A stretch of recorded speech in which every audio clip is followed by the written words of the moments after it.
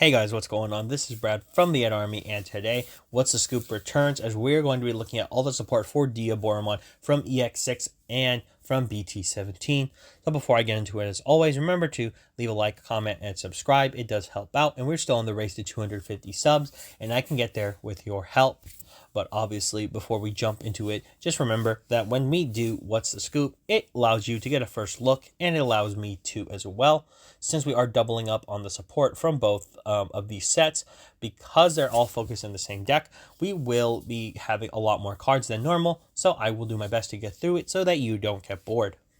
Funny enough, we are starting off with a brand new level 2. It's been a while since we've had a new Sumemon for this strategy, but we finally have a new level 2 for this line of Digimon, and interestingly enough, it will be coming out in BT17, as it reads as follows. On deletion, if this Digimon had the unidentified trait, you get to gain 1 memory. So very stellar in memory refunding effectively for your stacks. So it's good. We also have 2 brand new Caramons, one from EX6 and then one from BT17. So I will read both of them in conjunction. So we will start obviously with the EX6 one because it is technically the older one, and we'll probably get it sooner depending on how they're going to give us the sets. So on play, you reveal the top 3 cards of your deck. You add 1 Tamer card or option card with Diaboromon in its text, and you get to add 1 card with the unidentified trait among them to the hand, and then you trash the rest. For its inheritable, on deletion, if this Digimon had the unidentified trait, you may play 1 Diaboromon token without paying the cost. Moving into the one from BT17, it has an actual opponent's turn effect, where when an opponent's Digimon is played or Digivolves, if it is a level 5 or higher Digimon, this Digimon may Digivolve into Infamon in the hand, ignoring the Digievolution conditions and without paying the cost. Then on deletion, if this Digimon had the unidentified trait, you may play 1 Diaboromon token without paying the cost. Interestingly enough, as we move forward, we have the only level 4 released for this line, being a brand new Kurisarimon, as it reads as follows. When this card would be played from the hand, by deleting 1 of your Digimon with the unidentified trait, you reduce the play cost by 3. On play and when Digivolving, delete 1 of your opponent's Digimon with a play cost of 3 or less. Then on deletion, if this Digimon had the unidentified trait, you may play 1 Diaboromon token. So very solid. We have 2 new Infamons as well, having basically matching stats, but with different effects. As the one from EX6 reads as follows. On play and when Digivolving, by deleting 1 of your Digimon with Diaboromon in its name, this Digimon may Digivolve into Diaboromon in the hand without paying the cost. Then all turns, once per turn, when another of your Digimon with Diaboromon in its name is played, you get to Digivolve 1 on your opponent's Digimon.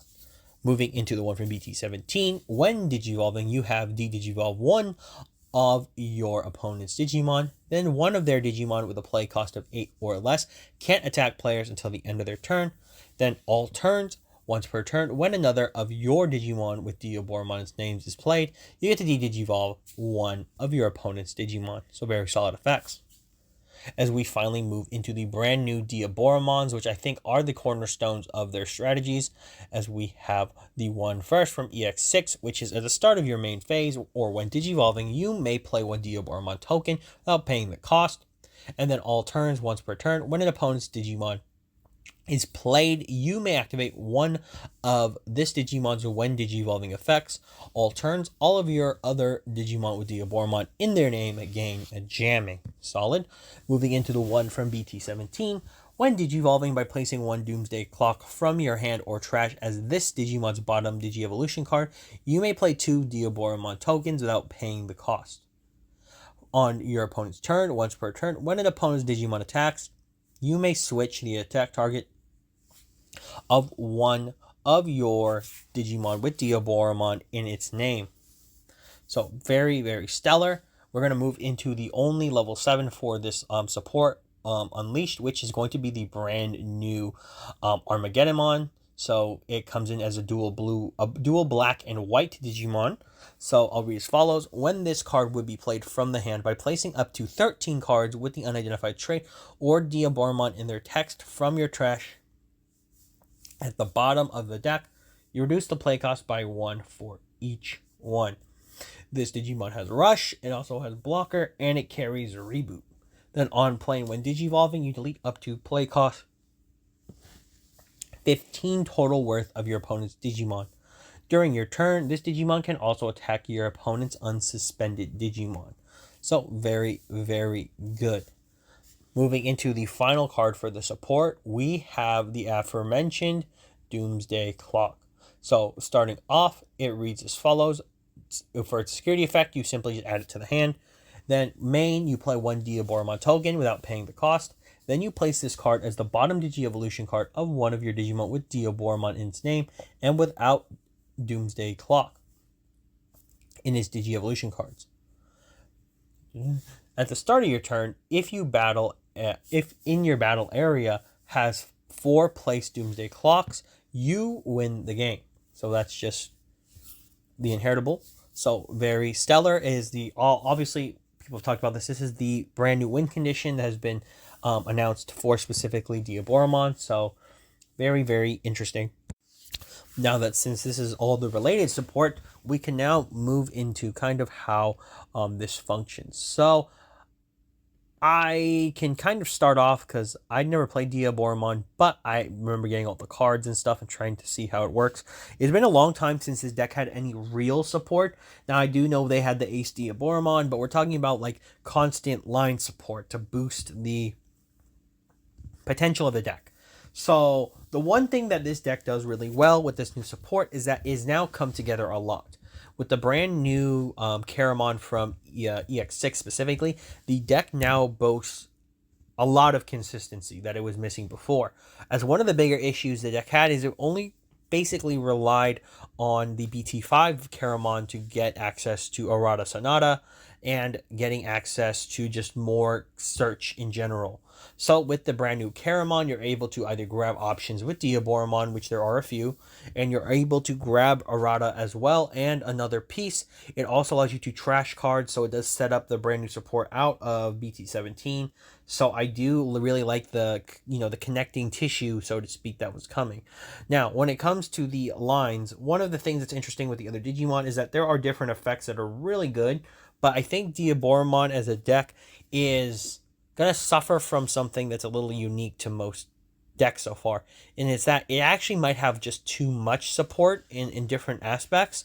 So what I mean by this is you have really good Kurisarimons, honestly. That's one of another thing. It has really good access to good level 4s with good inheritables. But you have this warping condition that's been placed on on Infamon and Caramon. So they don't need the level 4, so to speak. So having access to champions is great, but you don't necessarily have to in this deck so far. And I do think that's an issue when you look at the way to kind of set up your strategy, because where do you kind of have a linchpin of where you want to do? Some cards boast consistency, some help you play free cards, some allow you to gain memory back. It's one of these issues where I think you're not really mad the deck does it, you're just confused on what the deck is supposed to do together cohesively. So it almost looks like it wants you to swarm with your Diaboromon token, stuff like that. But if you look at what the strategy actually does, it's a little hard to pinpoint exactly what it's really good at. And I don't think it's a bad deck. I think it's the phrase that I like to use is being good at everything means being great at nothing. And I think this deck right now is good at everything, but is bad as well. So I would probably like to see some more support geared towards making more linear strategies for this deck, but this is not really the part I want to finish on, because the support I think is actually very stellar in different ways. So the brand new Infamons are also really good, because technically one's a floodgate to get you memory when your opponent does stuff, so that's pretty good because it kind of goes in conjunction with the Infamon from the Classic Collection, which the Diaboromon from the Classic Collection that gave all your tokens a blocker now also has competition, not just from the Ace card now, but has competition from both of these Diaboromons. Because one thing with EX6s specifically that I think really does tie this strategy just a little bit stronger is the fact that you're now able to play tokens every turn. I do remember that being an issue when I've seen people play this deck. They're not able to play tokens, they're not able to generate enough tokens quick enough, and they end up in this situation where they don't really have anything to do with their deck. So that has always caused problems. Now, being able to spawn a bunch of tokens is just really good. It allows you access to that. The fact that the EX6 one also gives your during all turns, you'll give them blocker and jamming. It's almost hard. Like, why would you want to play the EX6 one anymore, right? And then when Digivolving for the brand new one from BT17 with the Doomsday Clock is interesting. I think the fact that Doomsday Clock does play you a token when you use it is just fantastic. If it just said place it as an evolution source, I think it would be kind of useless in Diaboromon, because there would be no, or yeah, in Diaboromon as a deck, it wouldn't really matter because you wouldn't really want to tuck it underneath anything, but it does do stuff. So, that inherently is just really, kind of stellar there. Also, getting access to 2 tokens in its effect is just really good, because playing 1 token I think is fair because it's balanced, but if you're just playing 2 out and maybe it's a bigger push for its evolution, I think that's completely fine. For the opponent's turn's effect, I do love the fact that you can switch targets now for attacks. I think that was very interesting, the deck needed, because it had Decoy, but let's be honest, Decoy isn't necessarily the best effect always. So I do think having this attack redirection effect was just fantastic for for Diaboromon, because it needed it. I think the Ace card is now a lot better, because I think now that you're able to kind of just either warp, you can do this. You can warp into Infamon already. You already were able to do that. Now what you're able to do is now your opponent can trigger your warping into Infamon.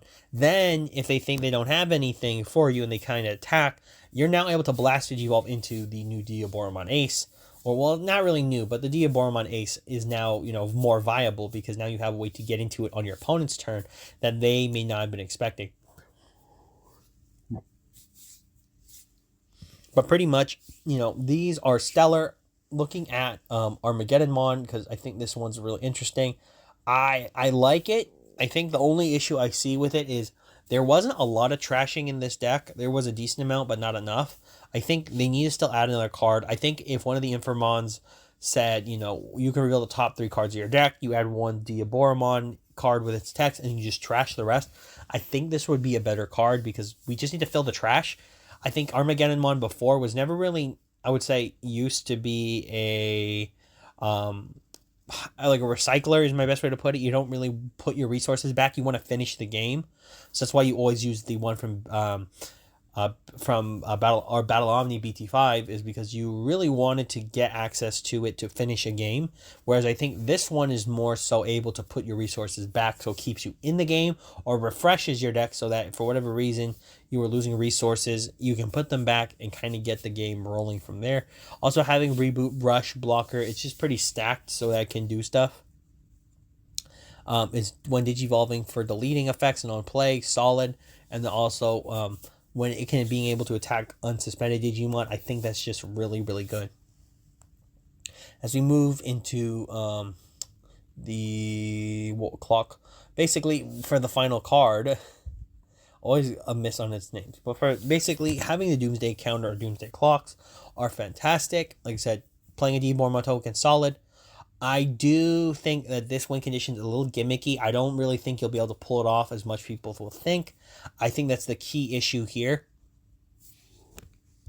because this win condition isn't hard, but this win condition also isn't easy to achieve, because if people start removing your resources, guess what? You have no Doomsday clocks. So if they start removing stuff and you want to get that set up, you don't have access to it. So it's kind of hard to like warrant playing 4. But I do think there's an option to maybe try it out, because I do think it's a pretty solid card. I do like the fact that you're able to play the tokens for free, basically. Because playing 3 cost for this option isn't bad. I think playing a token for that's cool. And at the end of the day, I think the support's really stellar. I just want to see what people will do with it, because I do think that this support is pretty nuts. I just think that this deck really just needs a little bit more direction, is the best way to put it. I'll say direction, because that's my key thing with Diaboromon. It always changes what it does, but then it never does anything great enough to really pressure the metagame. and it can get rogue picks here and there, because I will give credit to the people who play it religiously, or if they like take it to an event and they do well. This deck is solid at being a rogue option. But I think being solid at rogue doesn't mean you'll win all the time. And with this new support, I do think this deck can take itself to the top tables if it wants to. But that's all I've got for you guys today. These are all of the cards for Diaboromon out of EX6 as well as out of BT17. And as always, this has been What's the Scoop? So you know what to do, guys. I am Brad from the Army signing off. And for all of you out there, to sign on.